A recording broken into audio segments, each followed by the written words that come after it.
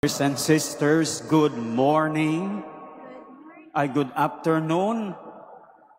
So just as God came down from heaven to be with us, I will also come down from this altar to be with you. The direction of our church at the present moment is synodality. Have you heard about it? Synodality. Ano bang mayroon sa synodality? Mayroong communion. We are in communion with one another. Participation. We participate in the mission. Communion, participation in the mission of the church. So yan ang synodality. We also have synodality in homily. So in homily, you have also communion with the preacher. Amen? By listening to him. And there is also participation. Kaya ngayon by participation tayo. Okay? Because I will ask you some questions. And you participate by answering. Amen? And we fulfill our mission in homily. What is the mission in homily? That we understand and put into practice the Word of God. Tama? What's the use of being here, no? Having this liturgy of the Word and homily. And we do not understand. Baka iba nga dyan, hindi pa nakikinig eh. Habang nagbabasa yung ating mga lectors doon. So how can you understand the Word of God? You are not even listening. Sana hindi ito nangyayari sa inyo. No? So, it's not only listening, but also understanding. Because we cannot live the Word of God if we do not understand it. Amen? Okay. When it is said that such quality is unique to that person, what does that mean? Or anybody who can answer? If such quality is unique to that person, what does that mean? That means that that quality, that person has, only that person has that quality. Kasi unique nga eh. Sa kanya lang yun. Correct?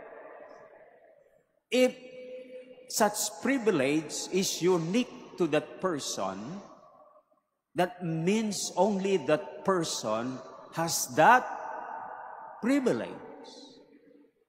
And like Mary, ano bang special privilege ni Mary na ibinigay ng Diyos?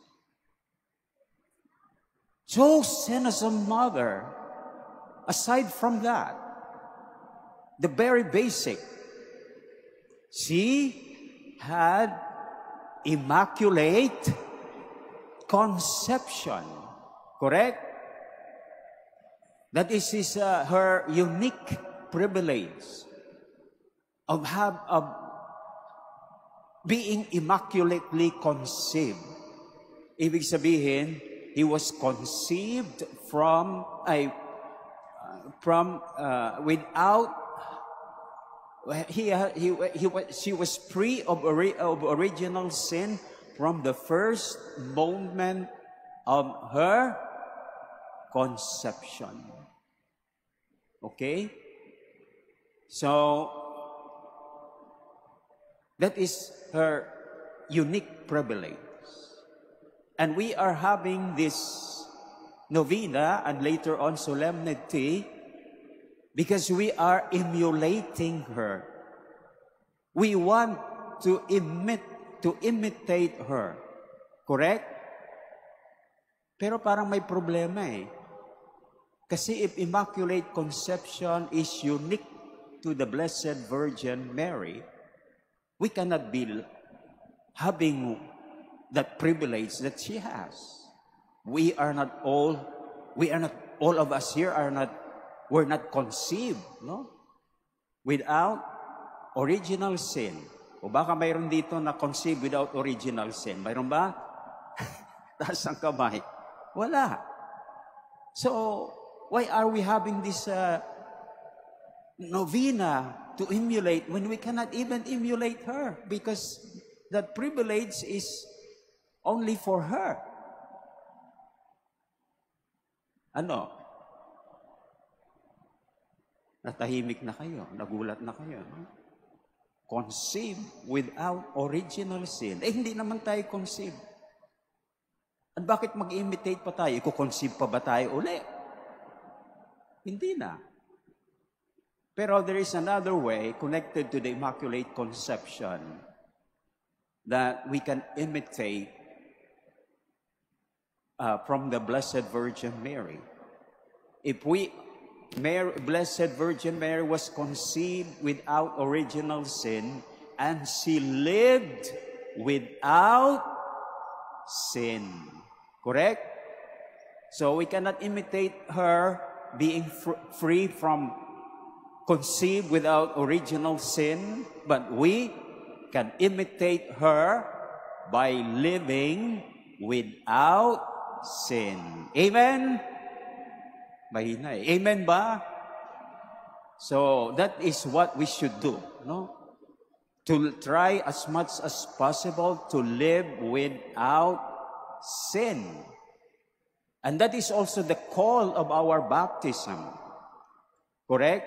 We were baptized so that we can be free from sin, that we can be cleansed from sin. So, what's that? If we are cleansed of sin, that means we have to continue, try our best to be always without sin. That's why in baptism, if you can still remember, there are two promises that we have. Aywan ko kung sinabi sa inyo ng mga magulang ninyo, ninong at ninang, dahil sila ang unang umako ng inyong pangako.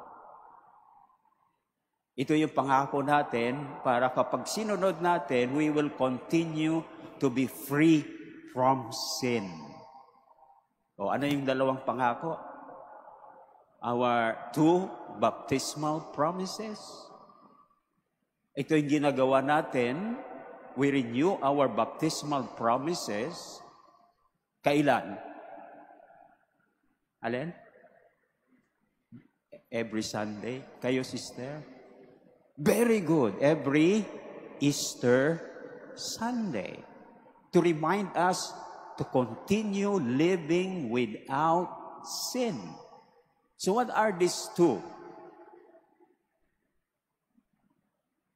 First, renunciation of Satan and sin.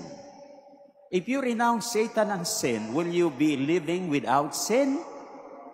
Yes, because you renounce Satan, you renounce sin. That is our first promise during our baptism. Kaya kung kayo ay magpapabinyag ng inyong anak, huwag niyong kalimutang sabihin. Sa experience ko sa pagbibinyag, hindi nasasabi ng mga magulang, mga ninong at ninang, ang inako nilang pangako sa kanilang anak.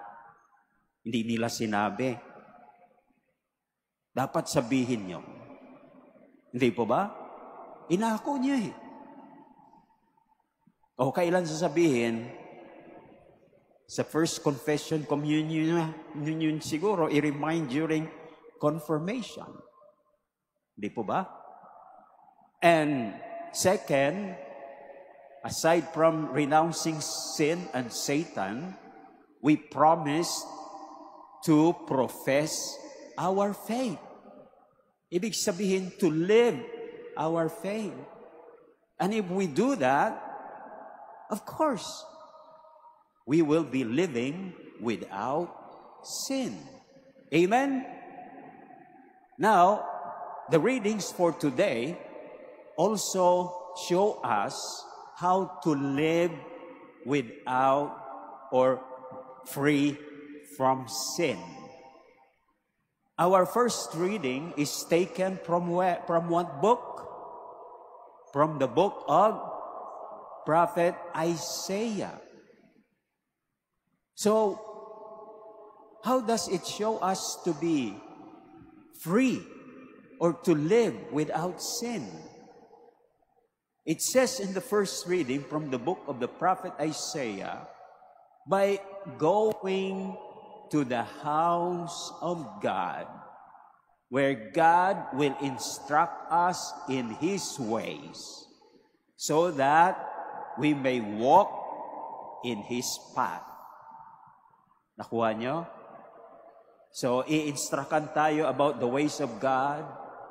Bakit ginagawa yan? That is through the readings. If you listen to the readings, you will get instruction from the Lord so that you can walk in His path. Correct? And if we are always walking in the path of God, will we be living in sin? No. We will be living free from sin. Amen? And from the gospel reading, it also shows us how to live without sin. And our gospel is taken from where? From the gospel according to Saint Matthew. Okay? According to this gospel, how can we live without sin? By having a humble faith, doing good to others, even to those in low social status. At saan natin nakita yon? Doon sa centurion. Di ba? In-approach niya si Jesus because his servant was paralyzed, suffering dreadfully. And the Lord said, I will come and cure him. Anong sagot ng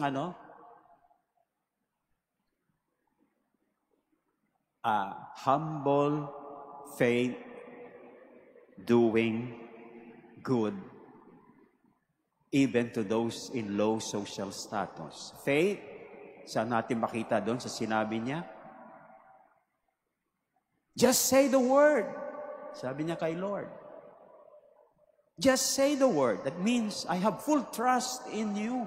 I have full faith in you. O saan naman yung humble? Lord, I am not worthy to have you under my roof. So what a humble faith? A humble faith doing good to others, even those in the lowest place of the society. Sino tong lowest place in the society? Yung servant niya. Di ba? Nung panahon na yon, walang value. They are in the lowest part of the society.